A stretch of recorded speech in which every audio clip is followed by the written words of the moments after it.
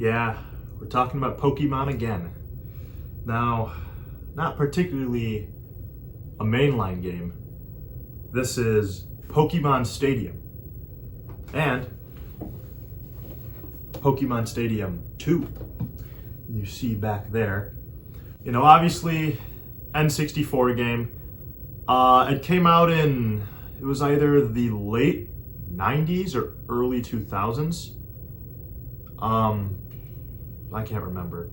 But, fun fact, in the States, the N64 got Pokemon Stadium 1 and 2, but in Japan, there's Pokemon Stadium 1, 2, and 3. Now, how does that work? Well, obviously, one of them didn't come to the States. The first game didn't come to the States. But wait, this is called Pokemon Stadium, this is called Pokemon Stadium 1. How do I have this in my hand? Well, this is actually Pokemon Stadium 2. And this is actually 3. Yeah, the original Stadium came out in Japan. And it never came to the States. It didn't actually have the entire Pokedex.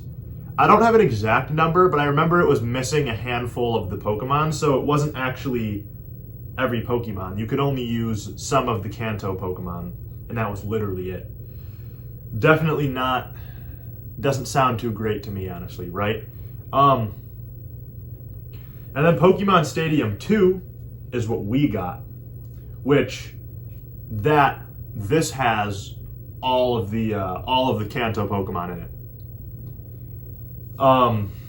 But yeah, it was basically a game. It wasn't a full-fledged RPG or anything. Like it wasn't actually it's not a mainline Pokemon game. It's kind of a spin-off / battle simulator. What you would basically do is, you know, on your Game Boy, your Pokemon Adventure, your save file of Red and Blue. I don't remember if it was compatible with Yellow, but at least Red and Blue. You could take your actual Pokemon from your Red and Blue cartridge and put it in a expansion, or not an expansion pack. I don't remember what it was called. Transfer pack? It actually might have been called the transfer pack. Yeah, that's what it was called. Yeah. So it was a peripheral that you would attach to the backside of the N64 controller, because N64 controllers have this huge slot on the back. You could put a rumble pack, which basically gave your controller rumble when it would fit in a game. In this circumstance, you need the transfer pack, which you would attach to the back of the system, and then there'd be a slot for a Game Boy cartridge. Now, this was not only used for Pokemon Stadium. I know that it was also used on Mario Tennis and Mario Golf for the N64. And that could connect with Pokemon, or Mario Tennis and Mario Golf, the Game Boy Color games could connect through there, which that's pretty interesting, right? So yeah, that's what this was used for. You could transfer your Pokemon from those games. You actually transferred them into the Pokemon Stadium. And you could, well, it was pretty cool. You could use your Pokemon, you could battle them on the TV. Pretty interesting stuff, honestly. And, well, it wasn't just that. It wasn't just, you know, battle with your friends. Your friends could transfer theirs. You guys can fight each other. That's pretty cool. But there was actually a, you know, kind of a story mode. Not like an actual story like a Pokemon Red and Blue. It's not like an actual adventure or anything, but it was just a bunch of battles, pretty much, was the campaign. And the cool thing is again, we're getting into spoiler territory. So, if you haven't played this, I'm sorry. But I'm not going to say who the final battle is. But the final battle is a certain Pokemon of extreme power that you know and love, a classic, if you will. And he gets his own, battle theme. And it is really awesome. It's a really awesome battle theme. And then in future, like in mainline games, he doesn't actually get his own battle theme. It's just this. It's the same theme that plays in the Wild Encounter, Gen 1 Pokemon, obviously. And it's so boring because they made this really cool battle theme for Pokemon Stadium when you fight this Pokemon, this legendary, and in the mainline games, it's just boring. It doesn't even get his own theme really, and that's just so lame. I don't know why they want to take this theme that they made and, you know, use it for future battles of this certain Pokemon. But yeah, just like a bunch of battles. And there's a bunch of different modes you can, you know, do and whatnot. And yeah, overall, pretty good game. I mean, don't get it unless you're in. Like, if you're not into Pokemon, don't. I wouldn't get it. Get it if you've already played the mainline games. And what I'm trying to say is, I guess, if you're not familiar with Pokemon, this is not where you start. I would say start with one of the mainline games. I would argue start with something on the Game Boy Advance or the DS because, in my honest opinion, Pokemon pretty much peaked from Gens 3 to 5, in my opinion. Now, I'm not saying there's no great Pokemon games before or after, absolutely. But I think that there was a consistent quality in the games from Gens 3 to 5. Pokemon Ruby and Sapphire, great. You know, Emerald, great. Fire Red, Leaf Green, great. Fire Red and Leaf Green does suck, though, because it doesn't allow you to use... That's a remake of the Gen 1 games that came out in Gen 3 on the Game Boy Advance. It doesn't let you use any of the old Pokemon, or it doesn't let you use any Pokemon that are not from Gen 1, like, until... Or it doesn't let you... Okay, I'm all over the place. Let's say you have a Pokemon that is from Gen 1 that you're using. For example, Golbat, but in Generation 2, it got a new evolution. Now, in Gen 3, obviously, those Pokemon are in the data of that cartridge. But it doesn't let you evolve into those new evolutions introduced for, like, nostalgia's sake. And quite frankly, I don't know if I like that decision. Like, for example, in Leaf Green, you know, it would be awesome if I could get an Espeon or an Umbreon or you know, a Crobat or... I don't know, something new, like a Steelix, Scissor. Now, some of those evolutions you can get in the post-game, but who cares at that point? I wanted to use them in the main playthrough. That would have been awesome. Other than that, though, Fire Red and Leaf Green are cool. Those are definitely games you're going to want to pick up. Yeah, Ruby and Sapphire and Emerald were great. Fire Red and Leaf Green were great. Diamond and Pearl. Diamond and Pearl have some flaws, but I still consider them complete Pokemon classics. Platinum is just awesome. Heart Gold, Soul Silver, awesome. Black and White, in my honest opinion, are literally the best games in the entire franchise, like, hands down. That or Black and White 2, which was also, you know, phenomenal. I personally always go with Black and White for my favorite Pokemon game because it's that great Pokemon formula with some, you know, it just looks amazing. The atmospheres are wonderful. The battle animations are just so full of life. Pokemon were just so full of life in Gen 5. The music's phenomenal. And then on top of all that, the great stuff you want in a Pokemon game, fun new designs, cool new Pokemon to use. There's an actual feasible story, like a really, really well-written story, actually. And it's got a good message. So yeah, what I'm trying to say is Pokemon peaked, in my opinion, peaked in 3 to 5. You know, there's stuff that came after, like Omega Ruby and Alpha Sapphire are excellent, and those came after. And like I think Legends Arceus was really fun too. And there were some entries, like I thought Sun and Moon, not perfect, but Sun and Moon were still pretty good to me. It did hold your hand too much, but other than that, I think Sun and Moon was pretty nifty. Again, not to the same caliber as 3 to 5, but it was not a bad game. Same thing with X and Y. X and Y wasn't bad. X and Y was not bad. I mean, but again, too easy, and I feel like Mega's kind of carried that playthrough for me. I don't even remember playing through X and Y that much, to be honest with you. When I beat X and Y, I was younger, so I don't even remember doing it really. It's been many years since I played that game. But no, still good games. I'm not saying that Pokemon is just completely bad after Gen 5, but I'm saying the games have been inconsistent in quality, unfortunately. And then the great, the great fall of the Roman Empire, Pokemon had its great downfall when Sword and Shield released. If you like Sword and Shield, that's fine. As a guy who actually played a lot, I probably have 400 hours on Sword, but I just didn't really like it. I think it's an okay game.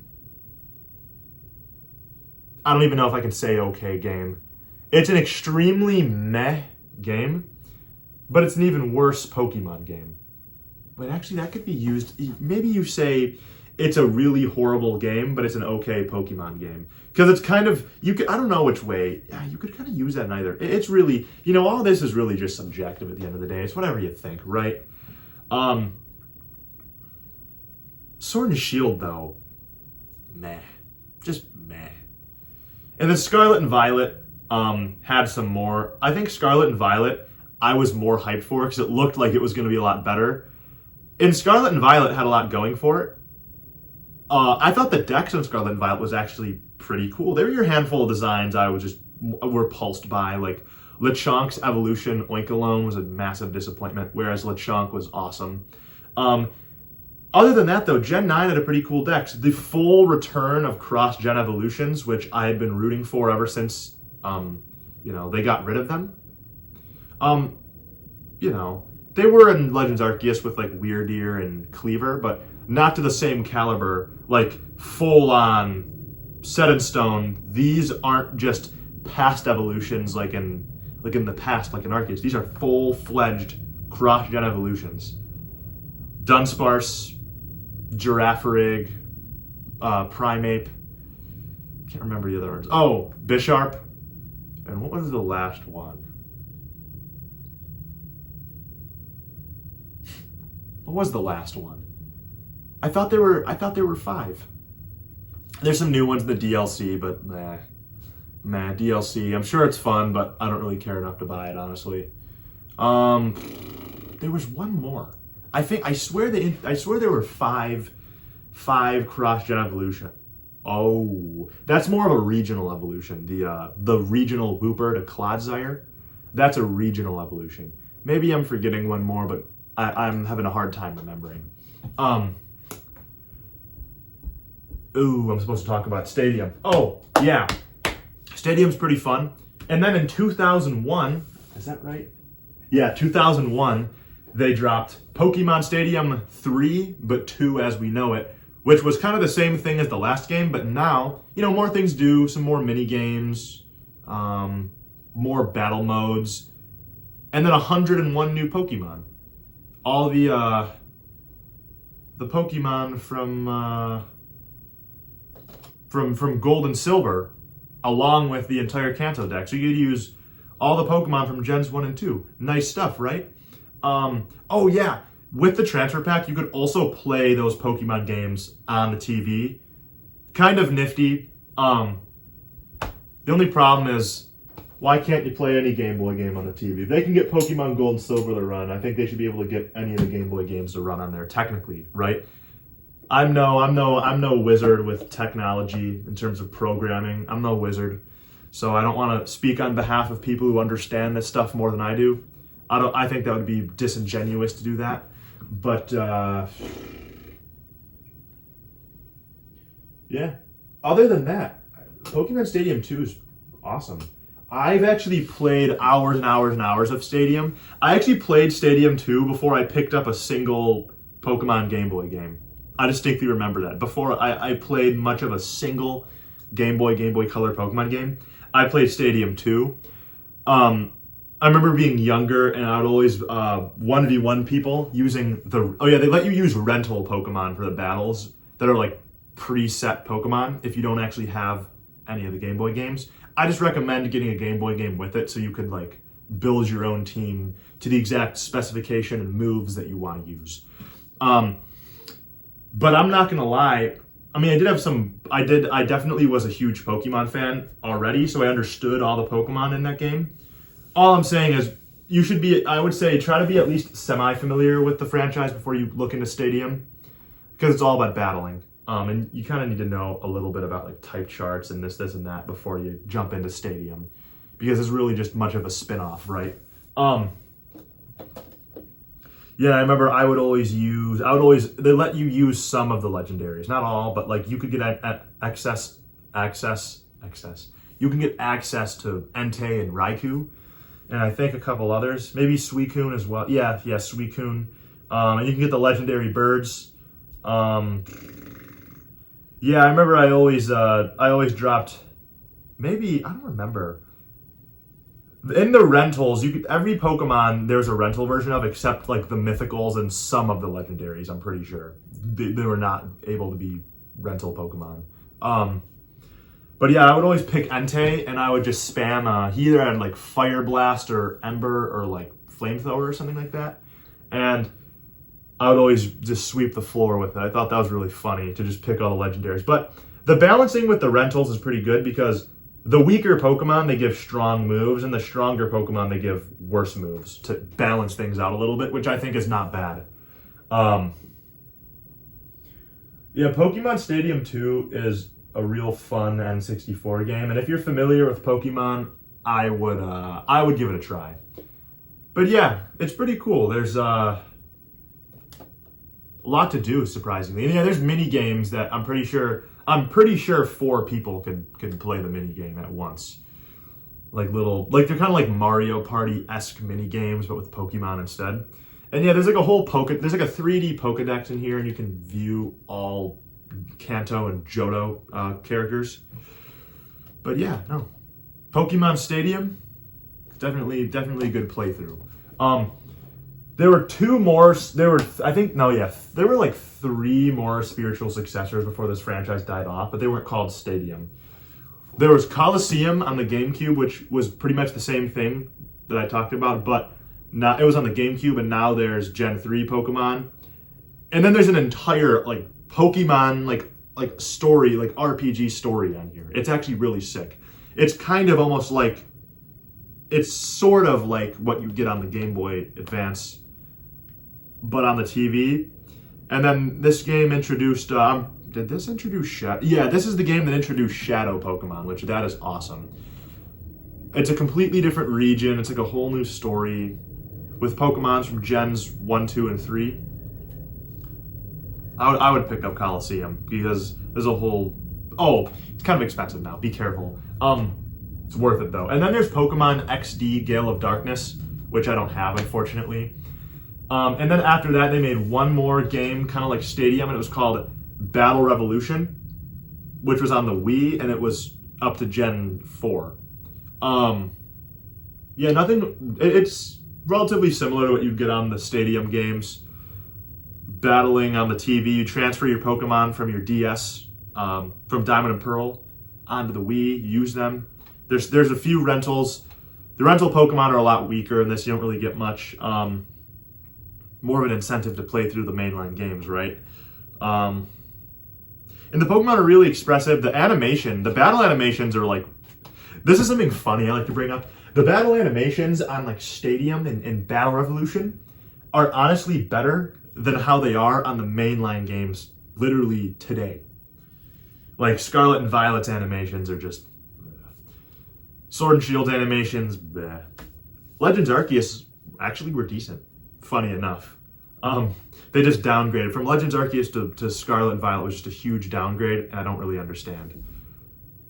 But I will say this. If you like Sword and Shield and you like Scarlet and Violet, I don't mean to ever make you feel like you should be ashamed of that. You don't got, if you like a game, you don't gotta justify it. If you like it, you like it. But I'm just saying, from a critical perspective, in my honest opinion, I think that Pokemon really peaked in Gens 3 to 5. 1 and 2, while not perfect, were a good start to the franchise, some good stuff going on. And then I think things really got great in Gens 3 to 5. Probably a bit of a popular opinion online, I would say. But yeah, Gen 6, I do still really like Gen 6 and Gen 7, though not perfect. I still think they had a lot good going for them. But Gen 8 was just a huge, yeah. And then Gen 9's got a lot of merit, though. Like, the TCG's good. They brought EXs back, which I thought was like the coolest thing from the trading card game. And like some of the designs are really great. And then the show looks relatively promising, actually. I wouldn't call it perfect, but it looks promising. Still not to the caliber of the anime. The Gens 1, 2, 3, and 4 anime I'm quite the fan of. even though Gen 5 is my favorite Pokemon game ever, I think that the anime was in Gen 5. Then the Gen 6 anime was awesome. And then the Gen 7 anime was different. Not gonna say bad, just really different. And the Gen 8 anime had a cool idea, but they didn't really execute it properly. And then the Gen 9 anime looks promising. So hope still stands. No matter the circumstance, hope always still stands. Yeah, I'm wasting so much time. I think it's time I split. Peace. I'm out.